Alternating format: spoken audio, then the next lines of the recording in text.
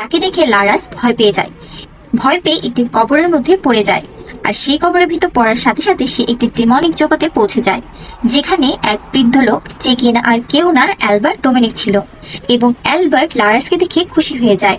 Albert এখানে মহিলাটির সাথে জোরাজুরি করতে থাকে। অন্যদিকে কোসেন গ্রামের লোকেদের সাথে নিয়ে লারাসকে খুঁজতে থাকে। তখনই লারাসের চিৎকারের আওয়াজ শুনে সে তার কাছে পৌঁছে যায়, যেখানে লারাস ওই কবরের উপর শুয়ে কান্না করছিল। তাকে দেখেই মিস আতিক বলেন তার লেবারের ব্যথা উঠে গেছে। এই কথা শুনে লারাসকে ডেলিভারির জন্য বাসায় নিয়ে আসা হয়। এখানে তার ডেলিভারি হতে সমস্যা হচ্ছিল। আর অন্যদিকে কুসেন তার সাথে লোকদের বলছিল লারাসের সাথে জঙ্গলে কি হয়েছে তা যেন বাইরের লোকেরা না জানতে পারে, কারণ এখন সে অনেক পাওয়ারফুল লোক এবং সে চায় না তার কোনো দুর্নাম হোক। কিন্তু এরপরে লারাসের আওয়াজ শুনে কুসেন তার কাছে চলে যায়। আর অবশেষে লারাসের ডেলিভারি হয়ে যায়। কিন্তু এখানে কোনো বাচ্চা জন্ম নেয় না, ডিমের মতো আকৃতির কিছু একটা বের হয়। মিস আতিক সেই ডিমটি তার